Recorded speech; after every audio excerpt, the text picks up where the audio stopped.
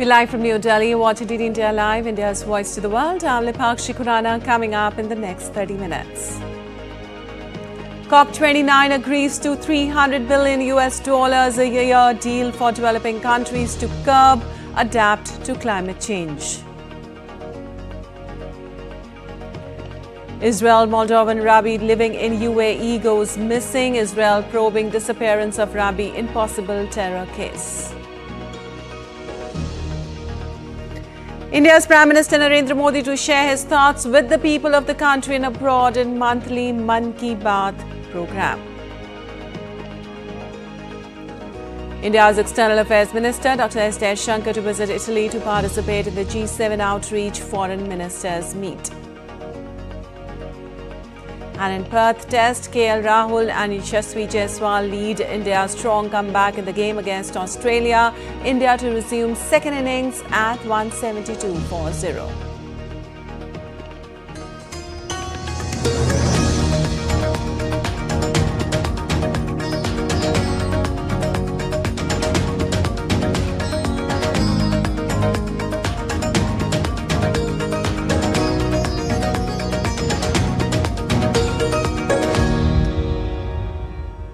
And on to the details now. Nations on Sunday agreed to a hard-fought COP29 deal in Baku to provide $300 billion in annual climate finance by 2035 to help poorer countries deal with the impacts of climate change, with rich countries leading the payments.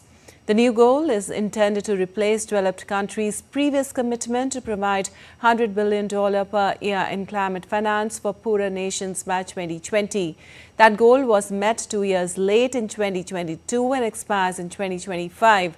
Nations had struggled to reconcile long-standing divisions over how much rich nations must be accountable for historic climate change should provide to poorer countries least responsible but most impacted by Earth's rapid warming. Countries also agreed on rules for a global market to buy and sell carbon credits that proponents say could mobilize billions more dollars into new projects to help fight global warming.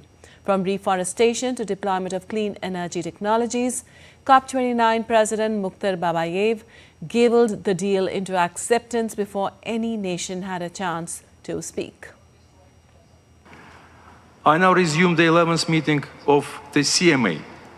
I invite parties to turn to agenda sub-items 11A, new collective quantified goal on climate finance.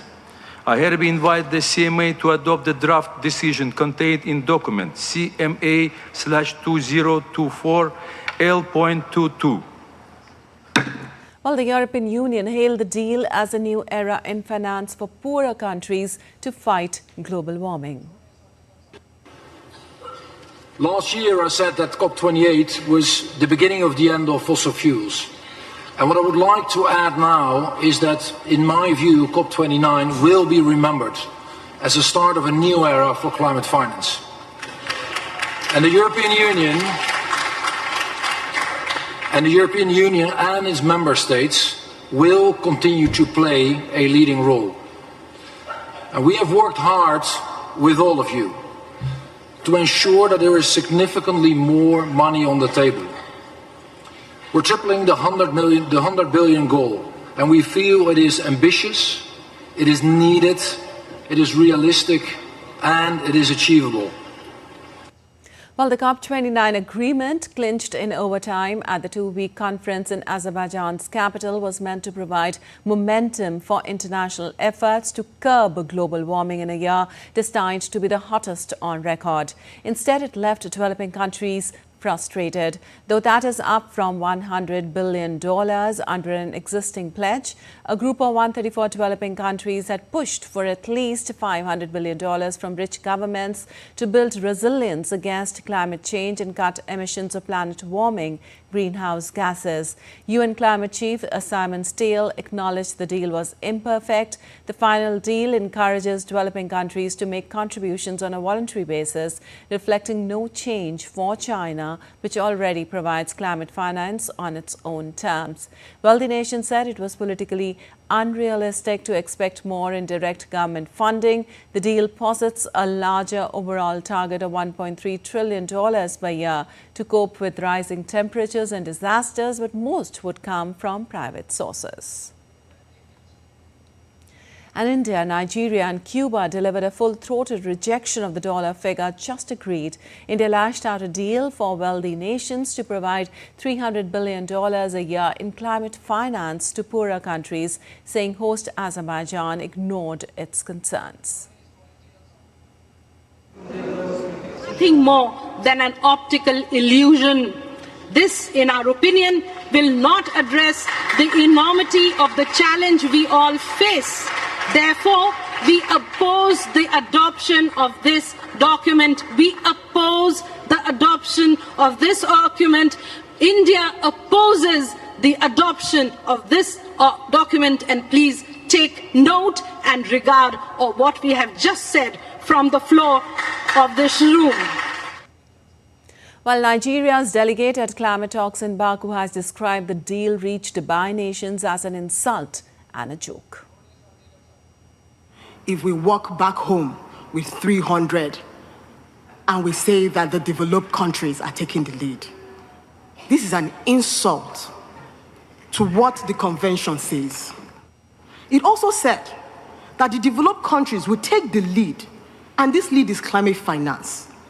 That the developing country is saying that it's taking the lead with $300 billion till 2035 is a joke. And it's not something we should take lightly. I do not think it's something we should clap our hands and force us to take it. I do not think so. I think we should rethink it.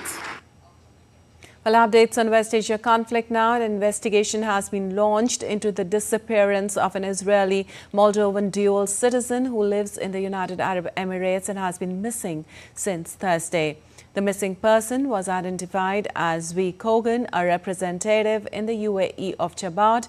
Kogan has been missing since Thursday afternoon. The Israeli Prime Minister's office in a statement said that authorities in the Gulf country had opened the investigation based on information that the man's disappearance was related to a terrorist incident without providing further details. And Israel said it is investigating a claim by Hamas that a female hostage has been killed during Israeli operations in northern Gaza. The woman's identity was not revealed by Hamas, and it was unclear how or when she's said to have died. The Israel Defense Forces said it was currently unable to verify or refute the claim, but that its representatives are in contact with the woman's family. Meanwhile, protesters in Tel Aviv rallied on Saturday to mark 414 days since October 7, 2023, demanding the release of hostages held in Gaza. Protesters called on the government to prioritize the safe return of the hostages. Some protesters lay on the ground in protest wearing masks marked with "Help" in red. We just want it to finish. We just want Itai to come back home with all the 100 hostages, and we need to go back to our lives. That's what we want. That's why we are here, to stop it, to finish it, because we can't stand anymore. We're here every week for more than 13 months, more than a year, and it's not over. It's 414 days. It's a very tough day today. The Israeli army spokesman said that there is hostages perhaps die in the captivity. They checking that. They are taken to the family, and we are demonstrated of that. It's if one of them is dead, what else can we do? That they find the solution of release all the hostages because they died there. And if we lose another one, live one, it's terrible. A news coming in, a gunman was shot dead and 3 policemen were injured after a shooting incident near the Israeli embassy in Jordan ended. The area near the embassy, which maintains a significant security presence, is known as a focal point for protest against Israel. Whereas amidst the rising tensions in Ukraine, U.S. Secretary of State Antony Blinken departed for Italy on Saturday to attend G7 meeting next week. G7 leaders last Saturday reiterated a pledge to keep imposing severe cost on Russia through sanctions, export controls and other measures, and vowed to support Kyiv for as long as it takes. The State Department said Blinken would discuss issues including conflicts in the Middle East, Russia's war against Ukraine, Indo-Pacific security and the ongoing crisis in both Haiti and Sudan at the gathering in Italy. And Russia's air defense system intercepted 2 Ukrainian missiles and 27 drones over the Russian Kursk region early on Sunday. Kursk Regional Governor Alexei Smirnov urged the residents to stay away from the wreckage. Earlier, Ukraine's President Volodymyr Zelensky said that Russian drone and missile attacks have damaged 321 Ukrainian port infrastructure facilities since July last year. He further added that 20 merchant ships belonging to other countries were also damaged. Ukraine is a major global wheat and corn grower and exported about 6 million tons of grain per month via the Black Sea. After February 2022 attack, Russia blockaded Ukraine's Black Sea ports, affecting the shipments. Від липня минулого року по цей місяць 321 об'єкт інфраструктури наших портів був пошкоджений ударами російських ракет та іранських дронів. Більше 20 суден, звичайних цивільних суден, було також під ударом, було пошкоджено. І це ми говоримо про судна інших країн. Це не про українські судна. Well, some weather updates now. In Ireland, streets and sidewalks were flooded after Storm Bert hit Newtown Abbey on Saturday on area north of Belfast in Northern Ireland. It caused a river to burst its banks. Met Office Chief Meteorologist Jason Kelly said the storm was a multi-hazard event and would bring snow, rain and wind to the UK for the majority of the weekend. People in Northwest Ireland are assessing the damage. A lot of the business have been put out and a lot of the local community have been devastated by this. Ireland, Britain and France are being travel chaos as the winter storm batters northwest Europe, with at least 60,000 properties in Ireland left without power. The storm also closed roads and some ferry and train routes on both sides of the Irish Sea. And still to come in this edition of DD India Live. Bhutan's Prime Minister Shering Thopge to arrive in New Delhi on a 3-day visit. In India's assembly polls, ruling BJP-led NDA secures landslide victory in Maharashtra. JMM-led Indi alliance crosses halfway mark in Jharkhand. And we tell you all about Day 4 of IFFI as Creative Minds of Tomorrow engaged in a 48-hour challenge.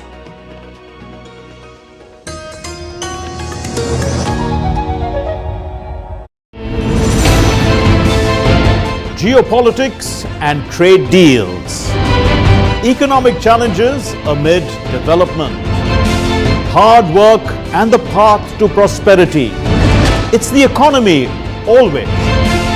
Between walkers, money is what money does and says. Supply creates its own demand. Between the bulls pulls and bears tears. When supply chains globalization and India rises to the podium.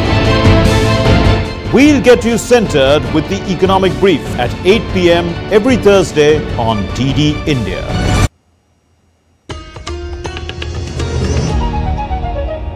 Welcome back. You're watching DD India Live. I'm Lipakshi Khurana. Moving on, India's Prime Minister Narendra Modi will share his thoughts with the people of the country and abroad in the Mann Ki Baat program on All India Radio at 11 a.m. Indian Standard Time on Sunday. It will be the 116th episode of the monthly radio program. The program will be broadcast on the entire network of All India Radio and Doordarshan, AIR, News website and News on Air mobile app.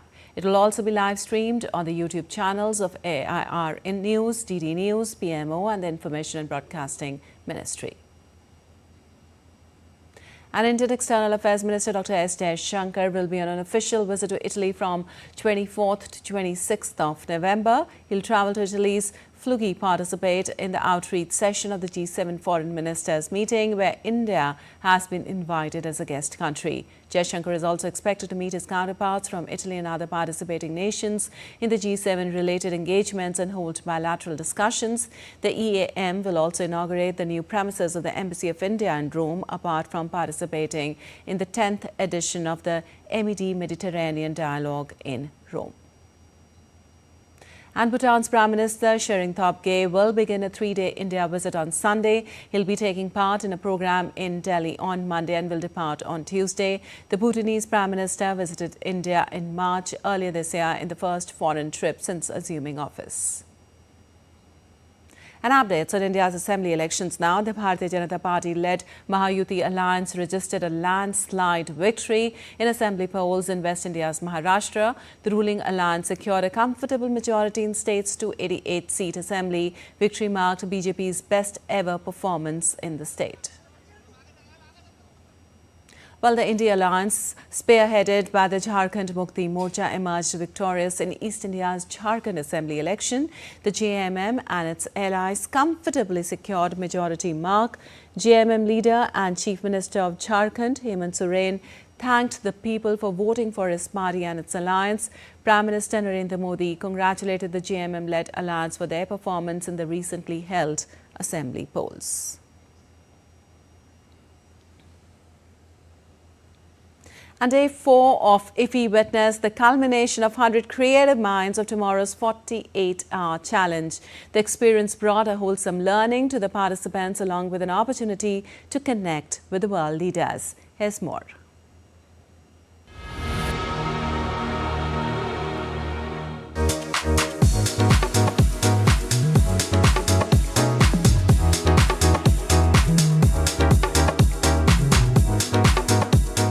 Day 4 of the 55th edition of International Film Festival of India witnessed the culmination of Film Bazaar's 48 Hours Creative Minds of Tomorrow challenge.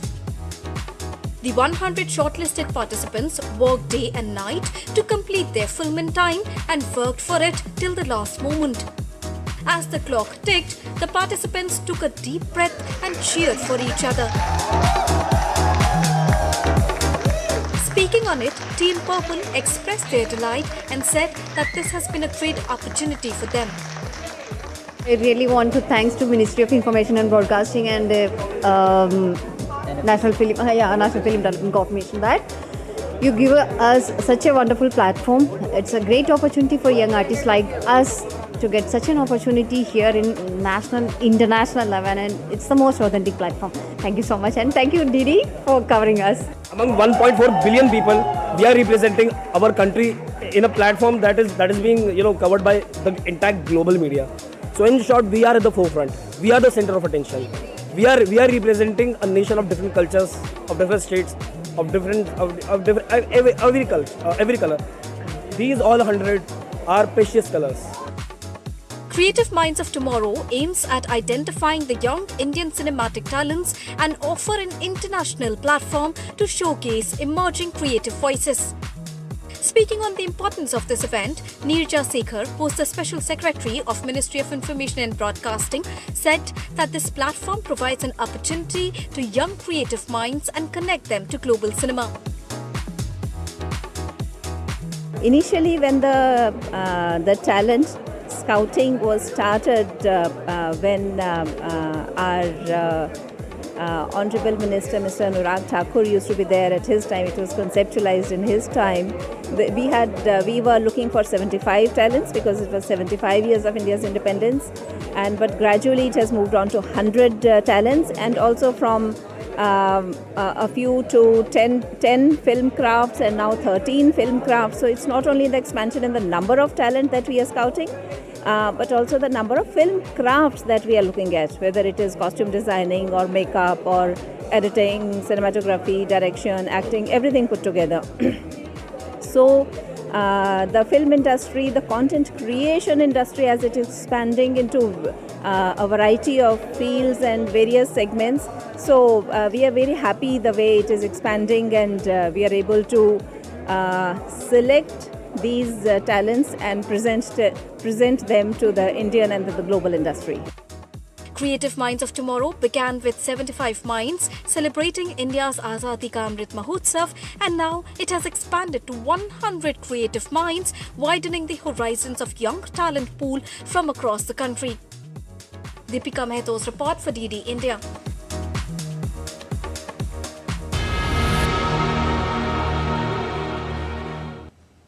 And actor Amit Saad, who walked the red carpet for his film premiere, Pune Highway, talked exclusively to DD India's Deepika Mehto and shared his thoughts on the international and transformational journey of cinema, his experience as an actor and the importance of OTT app Waves. Take a listen.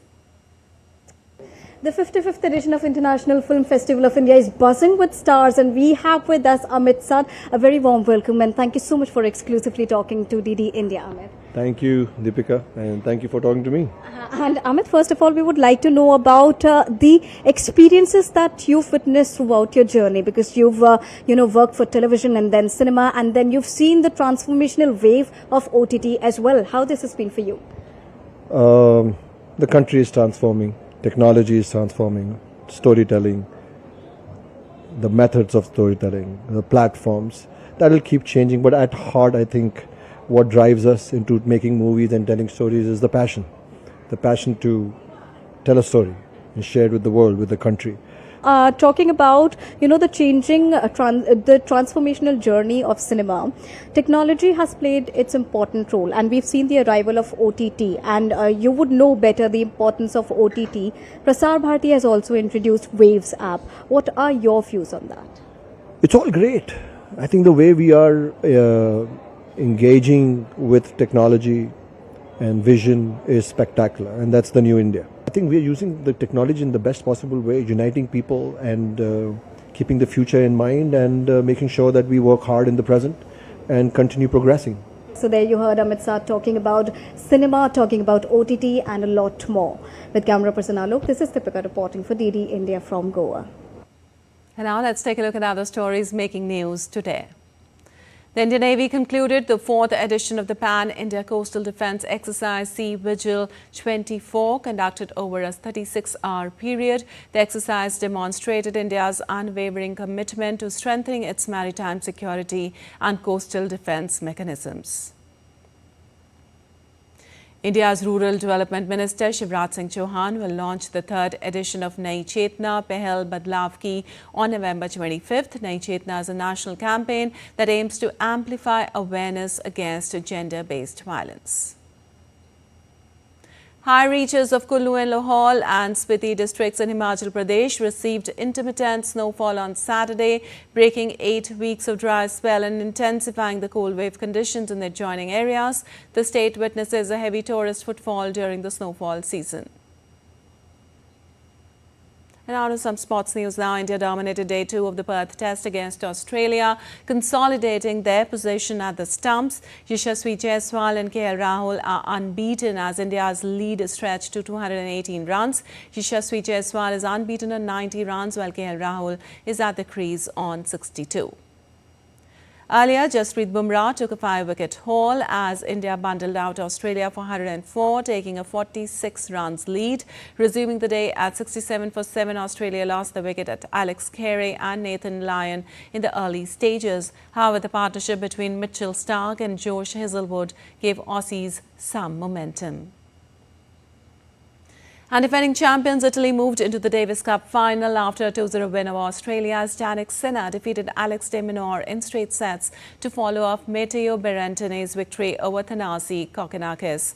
Italy will meet the Netherlands, who have reached the decider for the first time on Sunday. Berrettini lost the opening set on a tie break before coming out on top 6-7, 6-3, 7-5, while Sinner took a 2-0 lead in the opening set, but de Minaur responded with a break of its own. Sinner's second break proved decisive in second set. Sinner made the break to lead 5-4 and wrapped up a 6-3, 6-4 win. All right, that's all for this edition of DD India Live. But let us know your thoughts on the news of the day. For those on the go, you can get all the latest news and updates from India and across the world on the DD India mobile app. The app is available on both Android and iOS platforms. Scan the QR code on the screen to download now. Well, we'll be back with more news as it breaks here on DD India. I'm Lipakshi Khurana from all of us here in Delhi. Thanks for watching DD India Live.